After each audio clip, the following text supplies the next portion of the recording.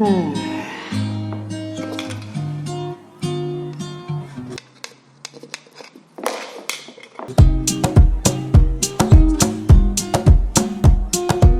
ça nous est déjà tous arrivé.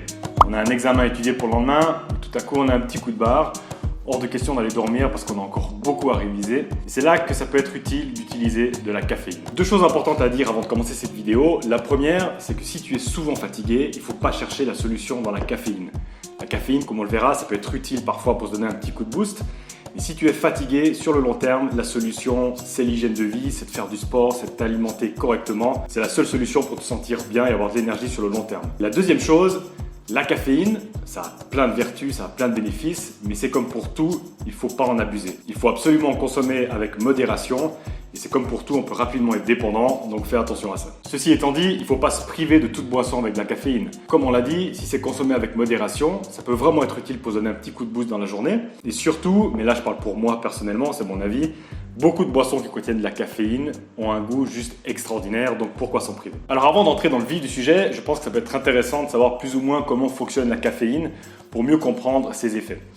Alors dans notre corps, on a en fait des récepteurs et des molécules qu'on appelle adénosine. L'adénosine va aller à l'intérieur de ces récepteurs et c'est cette adénosine qui est responsable en fait pour le ralentissement du système nerveux. Donc c'est ça qui va provoquer en fait de la fatigue, des somnolences. La caféine ressemble à l'adénosine. Elle va plus ou moins se faire passer pour l'adénosine et va donc aussi intégrer ses récepteurs. Donc en fait, elle va bloquer l'accès à l'adénosine. C'est pour ça qu'on se sent bien et qu'on se sent plus fatigué. Le problème, c'est vrai, c'est qu'une fois que la caféine disparaît, eh bien l'adénosine va enfin pouvoir se jeter sur ses récepteurs et c'est pour ça qu'on a un énorme coup de barre. Donc à nouveau, la caféine, oui, mais avec modération. Et le deuxième danger d'ailleurs, c'est que si on consomme trop souvent de la caféine, notre corps va fabriquer des récepteurs en plus. Donc il faudra toujours plus de caféine pour lutter contre la fatigue. Donc à nouveau, ce n'est pas une solution long terme. Alors pourquoi j'ai quand même décidé de faire une vidéo là-dessus? La première, c'est que si on le fait avec modération, ça va. Moi personnellement, j'en ai déjà parlé dans des vidéos précédentes, le week-end, je ne bois pas de caféine. Je me fais une sorte de petite détox pendant 2 jours. Et régulièrement, je fais 1 semaine ou 10 jours sans caféine afin de ne pas habituer le corps à avoir tout le temps de la caféine. Et la deuxième raison, et on le verra avec les boissons dont on va parler plus tard, elles contiennent toutes de la caféine, c'est donc la même molécule, mais elles ont toutes des effets différents. Alors je ne suis pas expert là-dedans, ce n'est pas mon métier, je me base uniquement sur mon expérience et ce que je ressens quand je consomme ces boissons, mais elles ont clairement un effet différent. Certaines boissons ne vont pas convenir à certaines personnes, d'autres auront des effets plus long terme, court terme, donc il faut vraiment essayer et voir ce qui te convient. Et la première boisson qui rentre dans mon top 5 des boissons avec de la caféine, c'est évidemment le café. C'est certainement la boisson la plus connue contenant du café, c'est aussi celle qui contient le plus de caféine par rapport aux autres boissons en général. Alors pour moi, mais ça c'est mon avis, le gros avantage du café, c'est son goût. Évidemment, ça dépend de chacun, mais je trouve le goût du café extraordinaire. Je trouve le café assez utile pour me donner un petit coup de boost assez rapide. Si par exemple c'est en fin de matinée et que je sais que j'ai encore 1 heure de travail, c'est juste parfait de boire un petit café. Mais le gros inconvénient justement, c'est que je trouve que son effet est un petit peu trop court terme. Donc je bois un café, pendant 1 heure de temps je me sens super bien, il faudrait limite boire un deuxième café 1 heure, 2 heures de temps après. Et après je vais finir avec juste 10 tasses par jour, ça va juste être totalement excessif. Et moi personnellement je dois aussi faire par exemple un peu attention avec le café. Je sais que si je bois même 1 seule tasse par jour mais pendant une longue période, si tout à coup j'arrête, je vais avoir des migraines, donc j'essaye de faire toujours un peu attention avec le café. Et pour préparer le café, alors il y a plein de méthodes différentes. Moi personnellement, j'ai gardé mes bonnes vieilles habitudes d'étudiant fauché. Alors ce que je fais, c'est que j'ai quand même investi dans un petit appareil que j'ai acheté d'ailleurs je crois à Ikea pour broyer le café. Ça je trouve que c'est important parce qu'en broyant soi-même son café, on a du café beaucoup plus frais, il n'a pas été broyé il y a plusieurs mois en arrière, ça ajoute beaucoup de fraîcheur. Ensuite ce que je fais, c'est que je prends un filtre à café. Je rajoute toujours un petit peu d'eau chaude pour enlever un peu le goût du filtre. Je mets ensuite ce filtre dans un entonnoir, c'est un entonnoir un peu particulier, je ne sais même plus où je l'ai trouvé. Tu peux très bien le faire avec autre chose, hein. Tant que tu arrives à maintenir ton filtre, c'est très bien. Mais d'ailleurs, tu peux aussi très bien investir dans un pot qui est fait pour ça. Je crois qu'il y en a à partir même de 10 euros. Je verse ensuite mon café moulu dans le filtre. Par contre, ce qu'il faut faire vraiment attention, c'est de ne pas mettre de l'eau bouillante dans ton café. Ça vaut d'ailleurs aussi pour tous les thés. Il ne faut pas mettre de l'eau trop chaude car tu vas détruire les nutriments qui sont contenus dans le café ou dans le thé. Donc si tu as une bouilloire où tu peux mettre la température dedans, très bien. Moi j'ai pas ça, donc ce que je fais c'est que je fais bouillir et ensuite simplement je rajoute un petit peu d'eau chaude du robinet. Comme ça j'ai une eau qui est peut-être à peu près à 80-90 degrés et ensuite simplement je verse l'eau dans le filtre. Et une petite astuce que j'ai en plus, mais attention là on va vraiment créer une bombe. Quand je me sens vraiment fatigué et que j'ai vraiment besoin d'une énorme énergie parce que j'ai vraiment une deadline qui arrive, ce que je fais parfois c'est que j'ajoute ça dans mon café. Ou d'ailleurs dans autre chose, mais j'aime bien l'ajouter dans mon café. Ça, c'est du café vert. Qu'est-ce que le café vert? Eh bien simplement, c'est du café non torréfié. Il faut savoir que le café que tu trouves normalement, le café qui est brun ou noir, il a été torréfié. Ça, c'est du café brut sous sa version naturelle. L'avantage de ça, eh bien, tout d'abord, c'est que j'imagine que c'est plus sain dans la mesure où on consomme la graine directement. Un café, c'est juste une infusion. Mais aussi, puisqu'il n'a pas subi cette torréfaction, qui finalement est une transformation, mais il a perdu moins de vertu. Donc moi, j'ajoute parfois une cuillère à café de ça dans mon café. Ça contient aussi de la caféine et là, tu crées en fait un super café.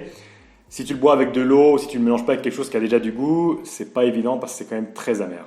Mais voilà, si vraiment tu as besoin d'un énorme coup de boost, je te conseille de rajouter un peu de ça.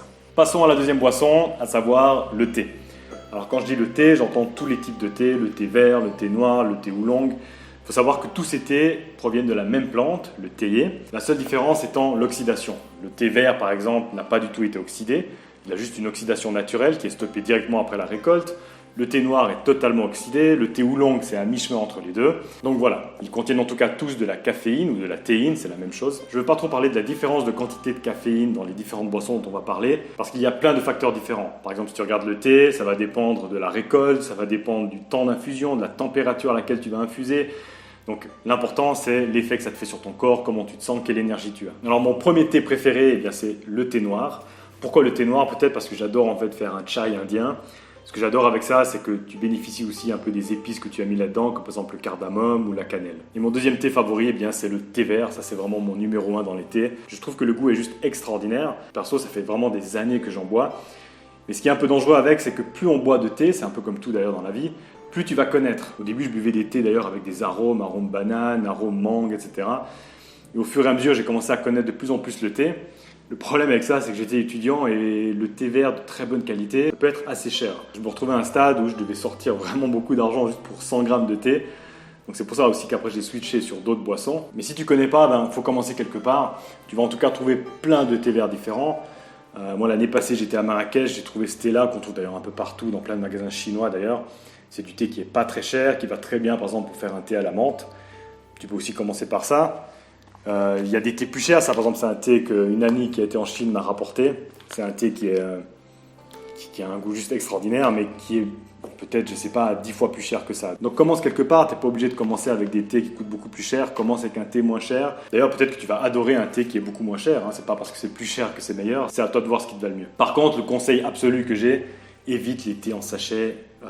C'est pas du tout intéressant. En Asie, ils ont parfois des thés en sachet qui sont de très grande qualité, c'est vrai. Il y en a certainement en Europe aussi de très bonne qualité, mais honnêtement, j'en ai quasiment jamais vu. Ça n'a pas de goût, des fois il y a un peu le goût du sachet, c'est pas du tout intéressant, donc fais du thé en vrac, c'est 1000 fois meilleur. Et pour les effets du thé vert, eh bien, contrairement au café par exemple, je trouve que le thé vert c'est moins fort, ça va moins me donner un gros coup de boost, mais c'est plus sur la journée, c'est plus long terme, c'est une énergie un bien-être un peu plus long terme. Et en plus de ça, si tu fais quelques recherches sur internet, le thé vert c'est vraiment l'aliment ultime pour les bienfaits, il y a vraiment tout plein de bénéfices de boire du thé. C'est vraiment une boisson à intégrer dans sa vie de tous les jours, je pense. Et pour préparer le thé, perso je me prends pas trop la tête, je mets quelques feuilles dans une tasse. Une fois que mon eau est chaude, je rajoute toujours un peu d'eau froide dans la bouilloire. Même raison dont on a déjà parlé, il ne faut pas détruire les feuilles avec de l'eau bouillante. Donc tu mets de l'eau à peu près à 80-90 degrés. Je fais infuser à peu près 3 minutes. À nouveau, je ne suis pas un puriste, je ne suis pas un expert là-dedans. Même si ça fait des années que je bois du thé, j'ai rencontré tellement d'experts qui m'ont dit tellement de théories différentes. L'important c'est de tester et voir ce que tu aimes le mieux. Si tu as fait infuser 2 minutes ou de 3 minutes ou si tu as mis, 5 grammes au lieu de 7 grammes de thé vert, on s'en fout. L'important, c'est que ça te plaise et que tu aies des effets un peu énergisants. La boisson suivante, le matcha. Alors le matcha, c'est aussi du thé sur le coup. C'est du thé vert qui a été broyé, qu'on le trouve en forme de poudre. Alors là, à nouveau, pour la mauvaise nouvelle, c'est pas donné. Le matcha de bonne qualité, surtout, est assez cher. Mais bon, on n'est pas obligé d'en mettre beaucoup, on n'est pas obligé d'en utiliser tous les jours. Fais quand même attention à acheter du matcha d'assez bonne qualité. Si tu achètes du matcha vraiment de mauvaise qualité ou des fois du matcha qui est juste fait pour la cuisine, il a tendance à avoir un goût, je trouve, un petit peu trop amer. Le matcha qui est quand même d'assez bonne qualité, le goût est juste extraordinaire. Il est quand même un peu plus fort, certaines personnes ne vont pas aimer. Et ses effets sont beaucoup plus puissants, en tout cas plus puissants qu'avec une infusion de thé. À nouveau, la raison simplement, c'est qu'on consomme directement la plante, on consomme directement le thé. Avec une infusion, ça n'a rien à voir. Là, avec le matcha, on a vraiment un coup de boost génial. C'est la raison pour laquelle je l'ai mis en 3e position dans ce classement. Ça donne une énergie assez long terme, donc similaire au thé vert, mais avec ce coup de fouet assez puissant que procure le café. Donc c'est une boisson juste topissime. Alors le seul inconvénient du matcha, c'est pour le préparer. C'est une poudre qui est pas si facile à diluer. En Asie, je sais que parfois ils utilisent un fouet en bois qui permet en fait de séparer un peu les grains qui vont se former dans l'eau. Moi personnellement, je me prends pas trop la tête, je mélange simplement avec une cuillère. Ça prend un peu plus de temps, mais on y arrive quand même. Personnellement, j'adore le matcha nature. Beaucoup de personnes ne vont pas aimer le goût du matcha, donc tu peux très bien rajouter du lait, ça se fait beaucoup. Et ça donne aussi une boisson très très agréable. Et la boisson que je vais mettre en deuxième position de ce classement, c'est le cacao. Alors je ne sais pas si tu le savais, mais oui, le cacao contient de la caféine. Alors beaucoup moins que des boissons comme le café, mais ça en contient quand même. Alors c'est pas le but de la vidéo, mais si tu regardes un petit peu les bienfaits du cacao, notamment par exemple les flavanols, qui auraient un réel impact sur la mémoire. Et on dit d'ailleurs que le chocolat rend heureux. Alors je ne sais pas si ça a été prouvé scientifiquement, mais ce qui est certain, c'est que quand je bois un chocolat chaud, je me sens vraiment bien. Alors ce n'est pas vraiment les mêmes effets que de la caféine, comme par exemple le thé, le matcha ou le café. Ça va plutôt être un vrai sentiment de bien-être. Et ce sentiment de bien-être, en quelque sorte, il va aussi un peu augmenter mon énergie parce qu'on se sent bien, on est peut-être un peu plus motivé à bosser. Alors pour la préparation, tu le sais maintenant, moi j'aime le goût brut des choses, donc je mélange simplement de la poudre de cacao avec de l'eau chaude. Ce que je fais par contre, c'est que je mélange chaque fois de la poudre de cacao avec de l'eau froide. Je crée une sorte de pâte, ça permet de bien diluer la poudre dans l'eau. Ça permet aussi, une fois que je vais rajouter de l'eau bouillante, à nouveau de ne pas avoir de l'eau qui est beaucoup trop chaude. Et ce que je fais souvent, c'est que je rajoute un petit peu de cannelle, soit en poudre, soit simplement un petit bâtonnet de cannelle.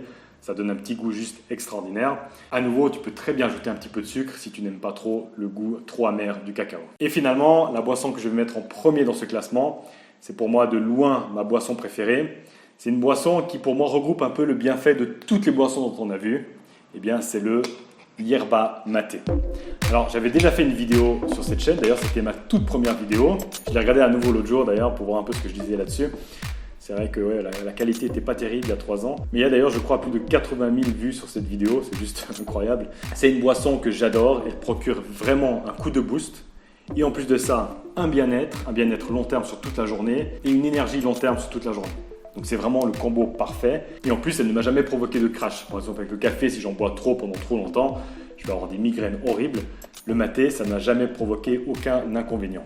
Donc c'est pour ça que je l'ai mis en premier. C'est vraiment ma boisson préférée pour me donner de l'énergie. Le gros désavantage, parce qu'il faut un désavantage, c'est que beaucoup de personnes n'aiment pas à cause du goût. Chaque fois que je conseille à des potes ou à des membres de ma famille de prendre du maté, une semaine après, ils reviennent vers moi en disant « reprends ça, c'est juste dégueulasse ». Alors je sais pas, c'est vrai que moi, quand j'ai commencé à boire du maté il y a longtemps, il y avait ce goût amer qui était quand même assez fort. Bon, j'aime les choses amères, donc ça ne me dérangeait pas. Mais on s'habitue un petit peu à ce goût en fait. Je me rappelle au début, je buvais, je me disais ouais, c'est quand même très amer, ça a un goût un peu fort. Et après plusieurs fois, en fait, on commence à devenir un peu accro à ce goût. On adore ça et ça devient même très très agréable. On commence même à voir les différences entre les différents types de maté, entre les différentes marques de maté. C'est juste extraordinaire. Donc si tu n'aimes pas, essaie quand même peut-être de forcer au début. Tu bois peut-être, je sais pas, une dizaine de fois le maté sur, je sais pas, 2-3 semaines. Et ensuite, tu regardes si tu aimes toujours pas. Et pour la préparation, alors je ne suis pas du tout un puriste. Si tu veux savoir comment préparer le vrai maté, le vrai yerba maté, comme ils le font en Argentine par exemple, je peux te mettre un lien dans la description de la vidéo. Moi, je ne me prends pas du tout la tête. Parfois, je le fais comme une infusion de thé, avec un filtre ensuite. Mais le plus souvent, je mélange simplement mon maté avec de l'eau froide.